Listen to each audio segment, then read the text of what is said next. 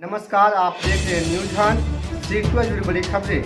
शेखपुरा के रालोसपा प्रत्याशी चंदन कुशवाहा और साकेत कुमार के पक्ष में चुनावी सभा को संबोधित करने पहुंचे। रालोसपा सुप्रीमो कुशवाहा एवं MIM के सुप्रीमो ओवैसी वहीं चुनावी सभा को संबोधित करते हुए दोनों नेताओं ने नीतीश कुमार पर साधा निशाना। वहीं चुनावी सभा को संबोधित करते हुए वहां उपस्थित अल्पसंख्यक युवाओं ने काफी जोश जुनून के साथ ओवैसी जिंदाबाद, उपेंद्र कुशवाहा जिंदाबाद के नाराओं के साथ पूरे फील्ड, पूरे मैदान गूंज उठा। और देखते रहे शेखपुरा की हर खबरें हमारे साथ और बने रहे। देखिए आगे क्या बोले ओवैसी एवं उपेंद्र कुशवाहा और देखिए जनता किस प्रकार से उग्र रूप से, यह आप उसको कह सकते हैं प्रेम रूप से मौजूद होकर जोश से चिल्लाते हुए जिंदाबाद के नाराओं के साथ उन्होंने समर्थन देते हुए देखा। तो देखते रहे शेखपुरा की हर खबरें हमारे साथ। जिंदाबाद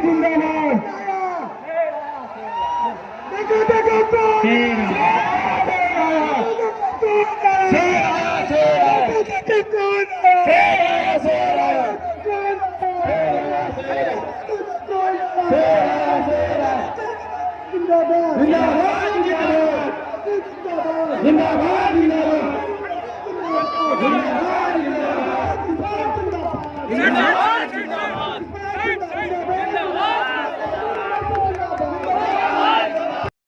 देखो कौन आया, अरे देखो कौन आया।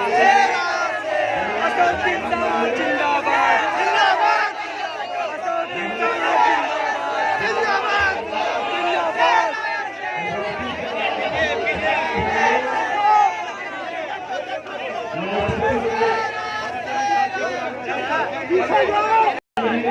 ये छोड़ो। हाँ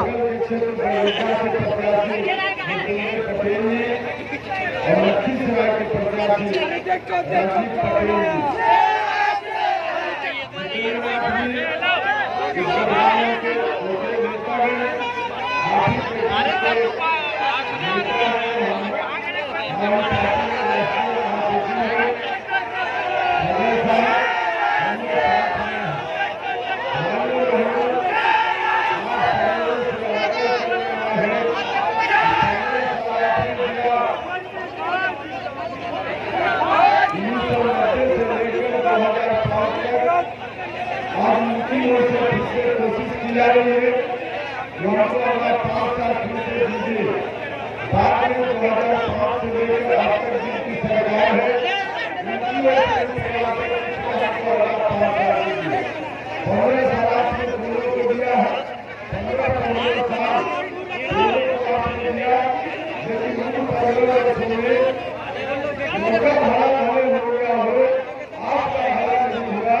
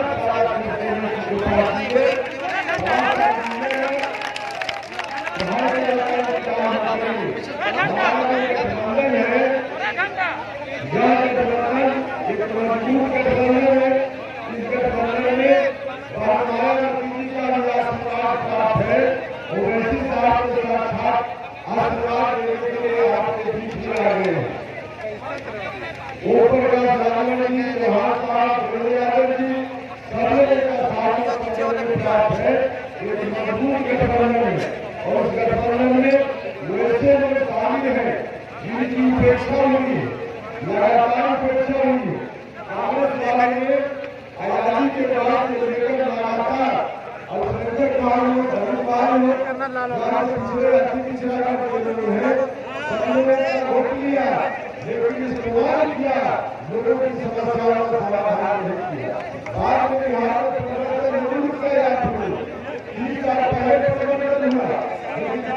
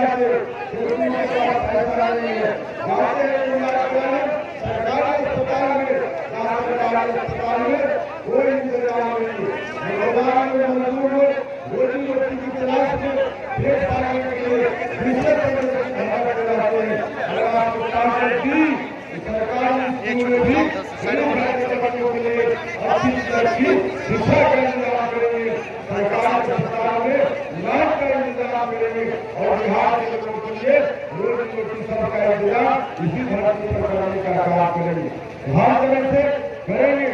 इसलिए आप समझ में तैयार है। हमारे उम्मीदवार है यहाँ से, मालूम है आपको गठबंधन में हम मिलकर लड़ रहे हैं। इस विधानसभा क्षेत्र से राष्ट्रीय लोक समता पार्टी की ओर से उम्मीदवार है।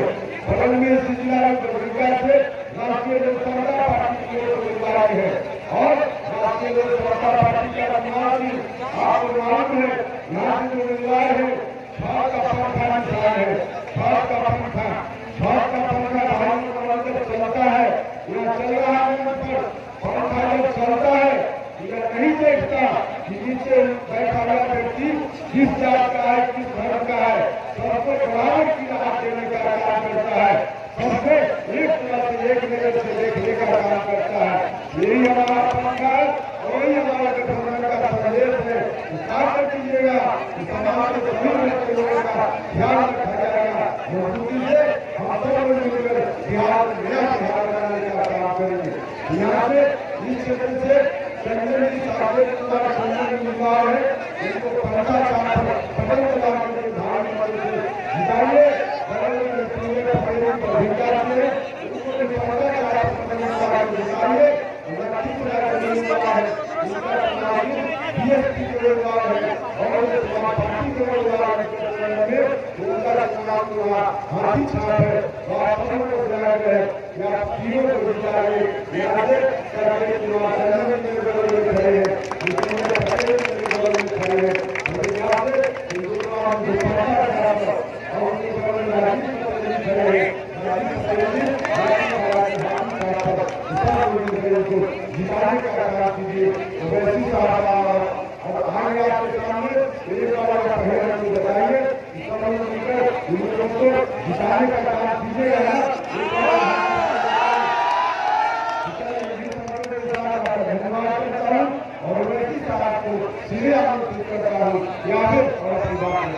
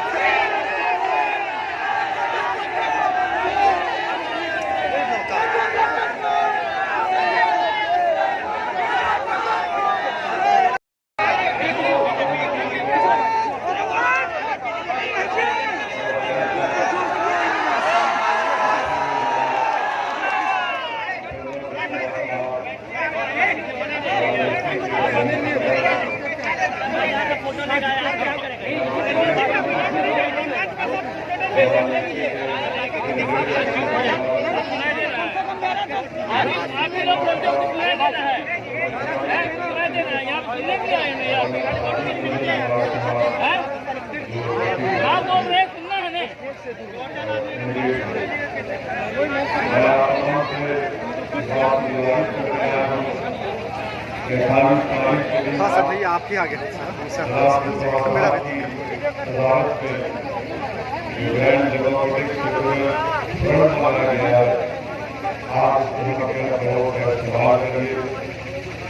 आप जानते हैं कि आपकी विधानसभा में बहुत से तकलीफ है, मसाइल हैं, जिसका हल जिस किसी को आपने अपना विधायक चुना, उन्होंने वो मसाइल को हल करने के लिए ना तो कोई प्रेशर की, ना कोई कोशिश की, और ना ही उनके दिलों में ऐसी कोई नीयत थी कि जनता के मसाइल को तकलीफ को दूर किया जा सके। आप जानते हैं कि इस शेखपुरा में अपर नदी का काम अभी तक मुकम्मल नहीं हुआ। नवादा से शेखपुरा तक अब ये कब से खत्म होगा, ये उसको खत्म होगा जब आप यहाँ से यहाँ के राजनीति के उम्मीदवार हमारे सत्य कुमार साहब को कामयाब करेंगे। वहीं पर ये बुखार बड़ा मशहूर है जिला की प्यास के लिए।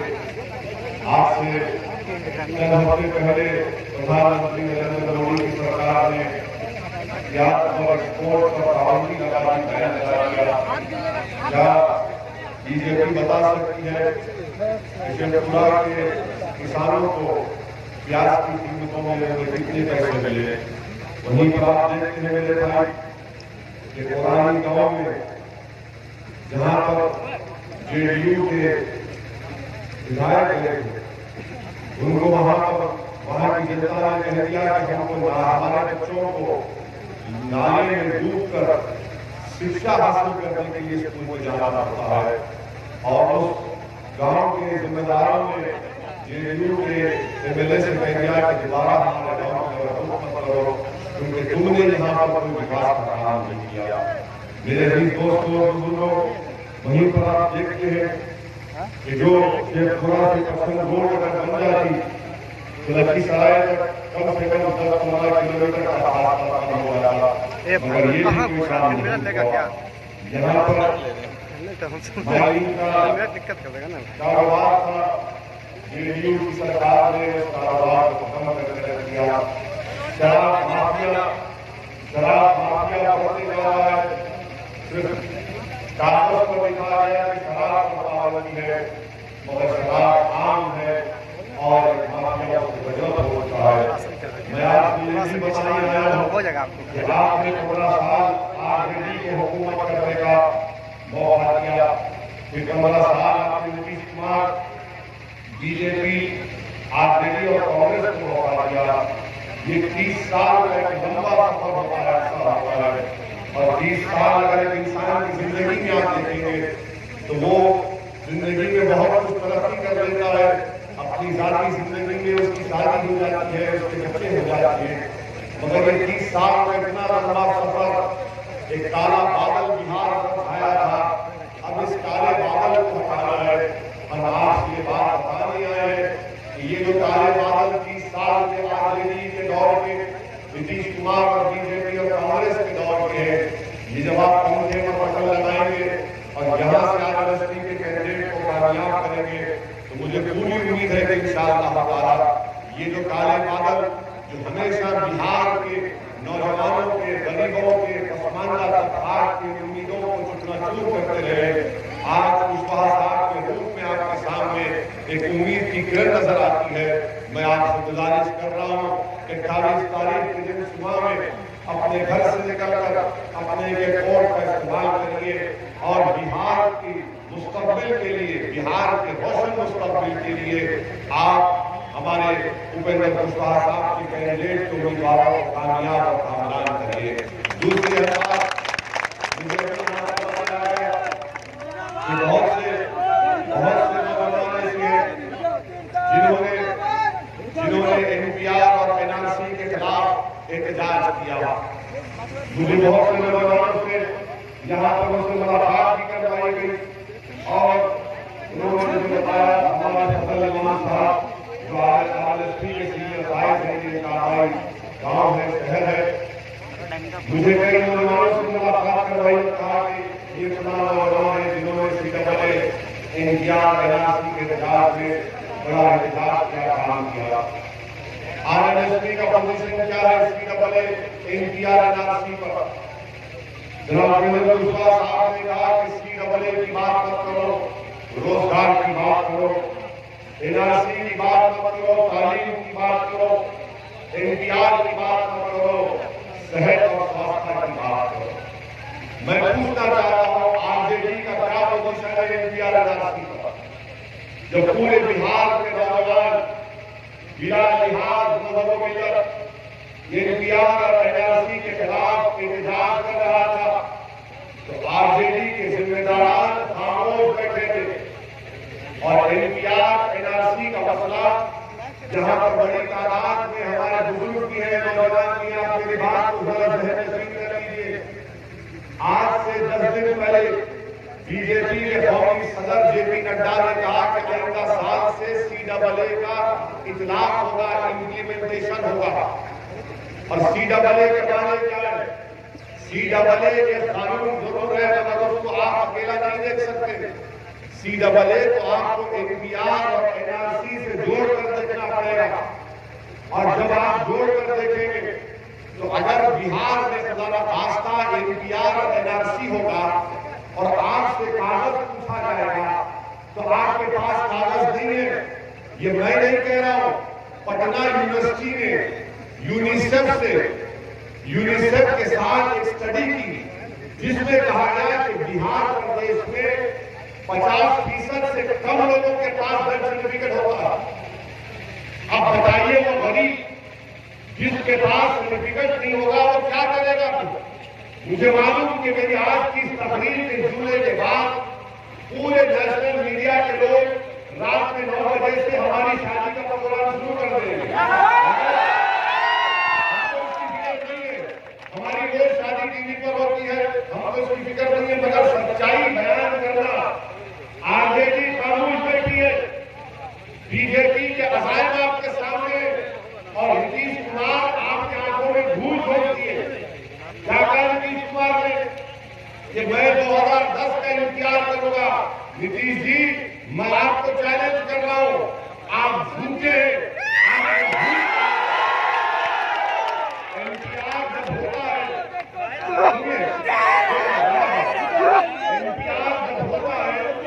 गवर्नमेंट ऑफ इंडिया यानी मोदी सरकार जो सवाल की जाएगी वो उस प्रदेश की सरकार को एनपीआर एनआरसी करना पड़ेगा।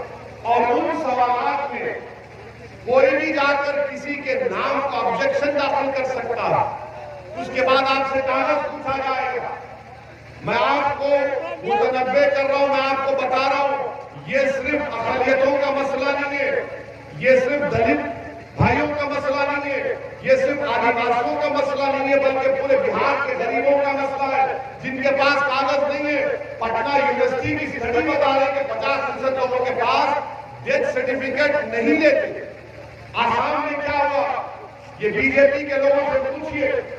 आसाम में सुप्रीम कोर्ट ने एनआरसी किया, 20 लाख लोग के नाम नहीं आए, उसमें 5 लाख मुसलमान थे। तो आसाम में बीजेपी का बड़ा लीडर हेमंत बिश्व शर्मा मिनिस्टर है, उसने कह दिया कि 15 लाख जो गैर मुस्लिम है उनको हम सीडब्ल्यूए से उनको सिटीजनशिप देंगे और जो मुसलमान है, जो गरीब है, उनको कोर्ट में जाकर साबित करना पड़ेगा। आरजेडी खामोश है, नीतीश कुमार आंखों में धूल झोंक रहे हैं। इसीलिए मैं आपसे कह रहा हूं कि भूपेंद्र कुशवाहा साहब का क्लियर स्टैंड है। क्या स्टैंड है? सीडब्ल्यूए नहीं, रोजगार की बात करो, एनआरसी नहीं, तालीम मुहैया करो, एनपीआर नहीं, दवा अस्पताल की बात करो। हमने तेलंगाना में क्या किया? हमने तेलंगाना की हुकूमत को बोलकर असेंबली में एक रेजोल्यूशन पास कर दिया कि तेलंगाना में एनपीआर एनआरसी नहीं होगा। अगर भूपेंद्र कुशवाहा को आप मुख्यमंत्री बना देंगे, यहां से हमारे भाई को कामयाब कर देंगे, इस अलायंस के बीएसपी के कैंडिडेट को कामयाब कर देंगे, तो याद रखिए ये आपके लिए फायदेमंद होगा, बिहार के गरीबों के लिए फायदेमंद होगा जिनके पास कागज नहीं है। और ये याद रखिए, बीजेपी और मोदी देश के एनपीआर एनआरसी सीडब्ल्यूए के नाम पर करेगी। इसलिए मैं आपको बता रहा हूं, आज आरएसएस के बहुत बड़े लीडर मोहन भागवत ने भी एक बयान दे दिया। मोहन भागवत जी ये तो बताइए आसाम में क्या हो रहा है? फिर क्या आसाम में जो कुछ मैंने बयान किया वो सच है या झूठ के बयान? आप बता दीजिए। बहरान मेरे भाई, ये उपेंद्र कुशवाहा साहब की लीडरशिप में ये जो अलायंस बना है, ये गरीबों का, मजलूमों का, जिनकी कोई आवाज को नहीं सुनता था, उनकी आवाज को पटना तक ले जाकर पटना की विधानसभा के दोनों दीवार को हिला कर रख देंगे। बिहार के गरीब और मजलूम आवाम की आवाज से मैं आपसे अपील कर रहा हूँ कि 28 तारीख के दिन सुबह के वक्त निकलकर अपना एक वोट आरएलएसपी और बीएसपी के कैंडिडेट जज में अपना वोट इस्तेमाल करके अपने बिहार के रोशन मुस्तकबिल के लिए आप इसको कामयाब करिए। शुक्रिया, थैंक यू। रामानंद कुशवाहा जिंदाबाद, एडवोकेट असली बाबू जिंदाबाद, सुभाष महतो जिंदाबाद।